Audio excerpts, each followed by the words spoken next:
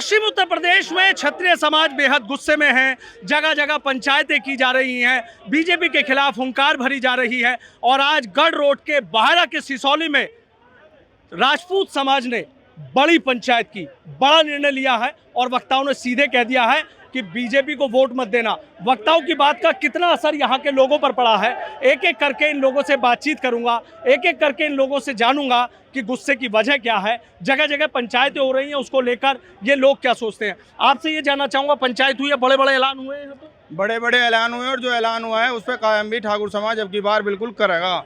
सन 1985 में इस भारतीय जनता पार्टी की जहाँ 2 सीट हुआ करती थी, सन 1985 से लेकर के सन 2019 तक 350 सीट तक लाने का यदि किसी ने काम किया तो वो सर्वप्रथम राजपूत समाज ने किया।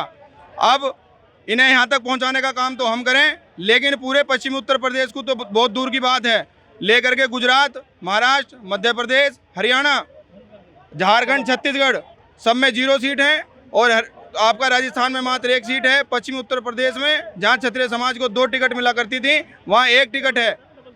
सबसे बड़ी बात एक है कि गाजियाबाद की सीट पर क्षत्रिय समाज की जहाँ 5.5 लाख वोट हैं, 5.5 लाख वोटों से क्षत्रिय समाज के कैंडिडेट की जीत होती है। और एक तरफ मुजफ्फरनगर सीट पे जहाँ एक कैंडिडेट मात्र 5,000 वोटों से जीत के जाता है, उसका टिकट जुगतू बरकरार रहता है और 5.5 लाख वोटों से जीतने वाले आदमी का टिकट ये भारतीय जनता पार्टी काटने का काम करती है। क्या सोचा है? हमारा निर्णय बिल्कुल साफ है।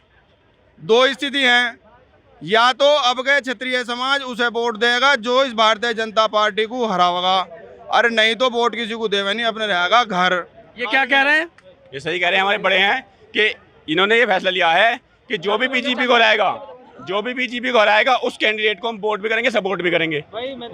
गुस्से में क्यों है भैया? जब हमारा स्वाभिमान पे चोट लगी तो गुस्से में नहीं होंगे, आपके स्वाभिमान पे लगे आप भी गुस्से में होंगे, तो हमारे स्वाभिमान पे चोट लगी तो हम तो गुस्से में होंगे। इसलिए हमारी नाराजगी है, हमारे बड़ों की नाराजगी है। क्या नाराजगी? मैं तो ये पूछ रहा हूँ, योगी जी को भेज रहे हैं जगह जगह। ये योगी जी के कहने पे एक टिकट दिया क्षत्रिय समाज को, राजनाथ की चली या योगी जी की चली, किसी की नहीं चली, हर जगह जगह भेज रहे हैं। हम दोनों कह रहे हैं गाजियाबाद में हमारा एक साथ हमारे गाजियाबाद में 5 लाख से वोटों से जीता करता था सांसद, 5.5 लाख से वहाँ भी काट दी गई। नाराजगी बहुत ज्यादा है, जो भाजपा को हराएगा मुझे वोट देंगे। आपने क्या सोचा? पत्ता साफ है अब की बात। देखो, राजपूत समाज का पहले से ही सिद्धांत रहा है कि हम अपने घर के बड़े बुजुर्गों की बात मानते हुए आए हैं और जहां हमने प्रण दे दिया उसे निभाया भी है। हमारे बड़े बुजुर्गों ने पहले ननौता में और आज सिसोली में और 16 में खेड़ा में और 17 में धौलाना में निर्णय लेंगे।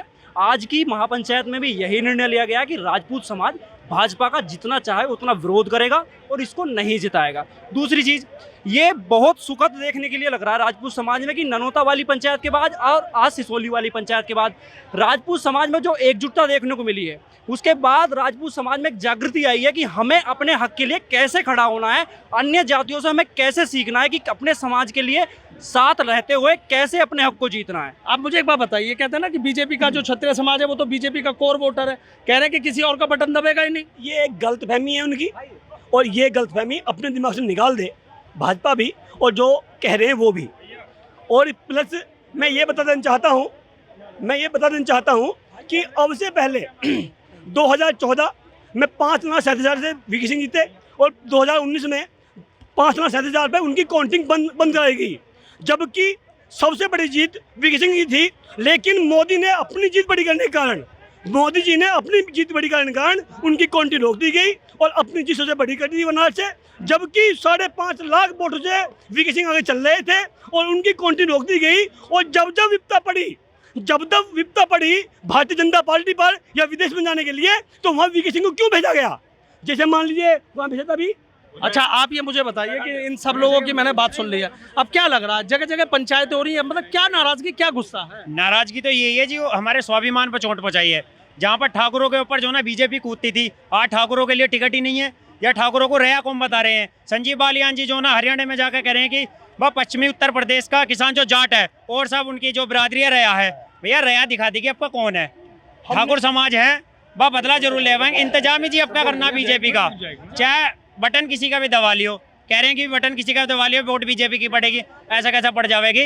नहीं, ये बात नहीं, मेरे कहना है कि ये कहते हैं कि बीजेपी का कोर वोटर है क्षत्रिय समाज, वो कहीं और वोट देता ही नहीं है, किसी और का बटन दबाता ही नहीं है। एक मिनट, मैं ये कहना चाहूंगा, कुछ चंद पंक्तियों में अपनी बात कहना चाहूंगा, सभी भाई साथ दें मेरा, कि ये हिंदुत्व हमारा है और हमें प्राणों से प्यारा है, कि ये हिंदुत्व हमारा है और हमें प्राणों से प्यारा है। शीश कटे कटवाएंगे, मरते आए हैं इसके लिए फिर मर जाएंगे, मगर हम शीश नहीं झुकाएंगे। राजपूत हैं तो न भूलो, ये शीश केवल शीश नहीं, अब स्वाभिमान हमारा है। और क्या कहना चाह रहे हैं आप? भैया टोटल मिला के बात यो है कि राजपूत बीजेपी से नहीं है, बीजेपी राजपूत से है। और जिस पार्टी को हमने फर्श से उठा के अर्श पे पहुंचा दिया, जिस पार्टी को हमने फर्श से उठा के अर्श पे पहुंचा दिया, उस पार्टी को अर्श से फर्श पे लाने का काम भी ये राजपूत समाज करेगा। बताइए क्या कहना चाह रहे हैं? भैया ज्यादा बड़ी बात नहीं बोलते, एक बात बोल रहे हैं, बीजेपी ठाकुरों से है, ठाकुर बीजेपी से नहीं है। जैसा बनाना जानता है वैसे गिराना भी जानते हैं।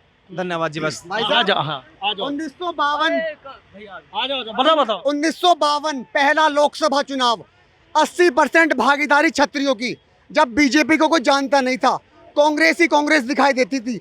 आप ये सोच के चलो, जिस पार्टी का वजूद ही क्षत्रियों के दम पर था। 2014 का चुनाव, 10 हमारे पास कैबिनेट मंत्री हुआ करते थे, आज हमारे पास सांसद भी नहीं है। आप कहते हो कि यदि कोई विधायक या सांसद हार जाता है तो उसे दोबारा टिकट नहीं दिया जाएगा। संगीत सोम हार गए, चलो टिकट नहीं दिया। केशव प्रसाद मौर्य का क्या हुआ, मुझे बताएं आप। उप मुख्यमंत्री पुष्कर धामी, एक वो गुंडा गुजरात का पुरुषोत्तम बाला, वो कह रहा है कि मुगलों से और अंग्रेजों से रोटी और रोजी का संबंध, अस्मिता पर चोट पहुंचाई है, स्वाभिमान की लड़ाई है। राजा रहे हैं हम शुरू से लोग, और राजपूत कभी राजनीति नहीं करता, उसे तो विरासत में राजनीति मिली है, लेकिन लोकतंत्र में नजरिया बदल गया। आपका कितना नजरिया बदला है? नजरिया इतना बदला है कि यहाँ पे आप जो देख सकते हैं क्षत्रिय समाज की, इनमें 99% वो हैं जिन्हें विभक्त अंधभक्त कहता था। आज से 6 महीने पहले या 1 साल पहले तक हम सब अंधभक्त थे उनकी कैटेगरी में। आज ये समाज अगर विपक्ष में हुआ है तो उसका कोई ना कोई तो वजह रही होगी, क्योंकि राजपूतों के लिए स्वाभिमान सबसे ऊपर होता है। हमने इनकी वर्करी जब करी थी जब इनके पास 2 भी सीट नहीं थी। हमारे बच्चे, हमारे लेके बड़े बूढ़े इनका गाँव में फिरते थे। आज जब ये राजा बन बैठे हैं तो हमें कुछ मान ही नहीं रहे। क्या पश्चिम यूपी में एक ही समाज है? अगर एक ही समाज है तो उन्हीं से वोट लो, हमसे क्यों लेने जा रहे हो? हमने उन्हें अगर सत्ता में बिठाया तो हम सत्ता से गिराना भी जानते हैं। सिर्फ एक क्षेत्र की बात नहीं है कि ये पश्चिम उत्तर प्रदेश में ऐसा हो रहा है, राजस्थान में ऐसा हुआ है, बिहार में ऐसा हुआ है, मध्य प्रदेश में हुआ है। ये हमारी राजनीति को शून्य करना चाहते हैं। इन्होंने हिंदुत्व का झंडा हमारे हाथ में बैठा के हमारे दूसरे भाइयों को, मुसलमान भाइयों को हमसे अलग कर दिया। इन्होंने हमें राजा बताकर, अत्याचारी बताकर हमारे दलित भाइयों को हमसे अलग कर दिया। और जब हम सबसे अलग हो गए तो अभी हमें बिल्कुल बिछड़ना कर रहे हैं। हम बिछड़ते नहीं है। एक राजपूत चलता है तो उसके साथ 4-5 और जात भी चलती हैं। अगर हमने सत्ता में बिठाया, सत्ता से गिरा के भी हम ही मानेंगे। क्या बात है, बहुत ही गुस्सा देख रहा हूँ सब लोगों में। सर, ये रोष जो दिख रहा है ना आपको, एक्चुअली ये वास्तविक है। अगर सब में बराबर दिख रहा, कुछ तो सच्चाई होगी।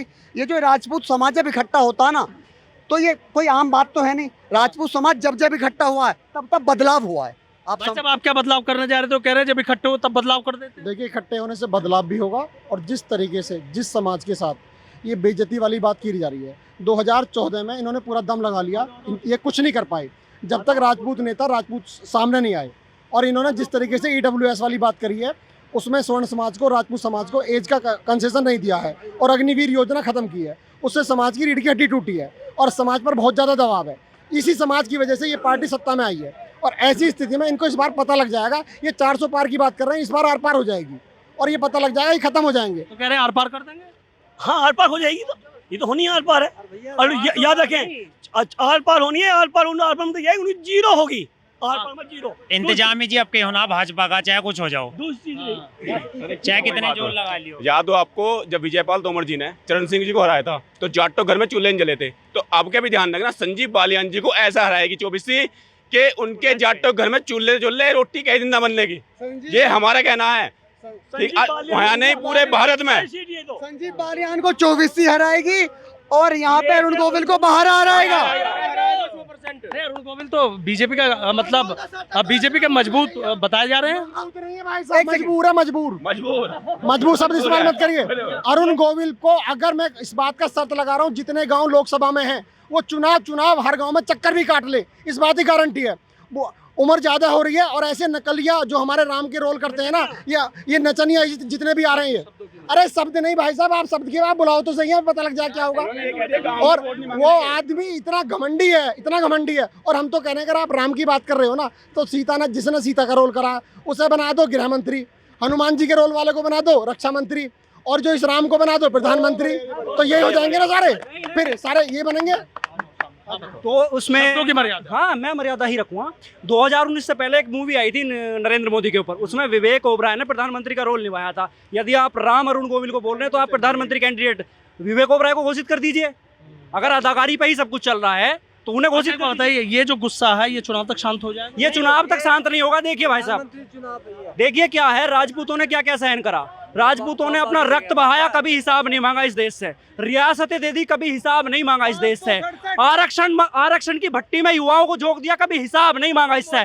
स्वाभिमान बचा था ले दे के, वो भी आज छीन रहा जा रहा हमसे। तो बचा क्या है हमारे पास? बचा क्या है? गुजरात में पुरुषोत्तम नाम का गुंडा कह रहा है कि रोटी और बेटी का संबंध था। ये अस्मिता पे वार है भाई साहब, ये स्वाभिमान की लड़ाई है। लोकतंत्र में स्वाभिमान को बचाने के लिए हमें इसका जवाब वोट से देंगे हम। अब वो शुक्रिया। नोटों से देंगे। तो देखिए, तमाम लोगों की जो बातें हैं वो आपने सुनी। क्षत्रिय समाज के लोग हैं, बेहद गुस्से में नजर आ रहे हैं। सीधा कह रहे हैं कि इस बार आर पार होगी, जो होगा देखा जाएगा। बहुत गुस्से में है, किसी की सुनने के लिए तैयार नहीं है। अब देखना ये होगा कि पश्चिमी उत्तर प्रदेश में जो क्षत्रिय समाज बेहद गुस्से में नजर आ रहा है, क्या डैमेज कंट्रोल निकले। जिस तरीके से डैमेज कंट्रोल करने के लिए बड़े नेता निकले हुए हैं, क्या ये डैमेज कंट्रोल हो पाएगा या फिर नहीं।